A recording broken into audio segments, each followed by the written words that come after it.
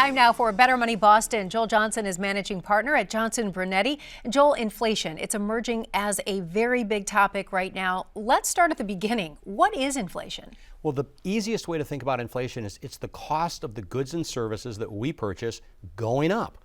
And so if you think about inflation, gasoline, medical costs, groceries, and so on, all of those things have been going up as of late, and we need to give ourselves raises in retirement to keep up with that cost of living increase. Just like we got when we were working. Okay, this is important in retirement. How is inflation measured? How do we keep track of this? Well, the government simply keeps track of the consumer price index is what it's called, and that's the goods and services that consumers buy. And so they simply look at what we were paying for things, let's say a year ago, what are we paying for the same things today, what's that increase? And as we all know, as we've all heard, inflation is a little bit out of control right now. Indeed. So we've heard about inflation. I've also heard about deflation. Is one good and one bad?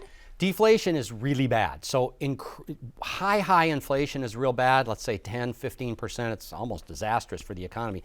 Deflation is really bad also because that means the cost of services are going down. It sounds like that's a good thing, but it's going to have all kinds of other ramifications for employment and so on. Okay, if we're close to retirement, what do we do about this? Well, you want to get a good financial plan that factors in the fact that you need a cost of living increase every single year. We like to use 3%. So we factor in somebody needing 3% raises every single year so they can keep up with inflation. I mean, we've got healthcare costs, we've got food, the things that people do when they retire, travel, for instance, gasoline, air travel, all of those things are going to go up in retirement, and you've got to factor that into a good financial plan so you can get raises every single year in your financial plan and keep up with the cost of living. So is it true it really takes away the power of that dollar in your pocket you have today? It absolutely does. Think about what we could buy a year ago and what it costs today. Okay, you have a free book that covers this topic. Tell us about it. Yeah, I have a book that hits inflation right on the nose as far as the things that people need to know, and it's called Inflation and Your Retirement. If you're close to retirement or in retirement, you need to get a copy of this book. You can do that right now. Simply go to bettermoneyboston.com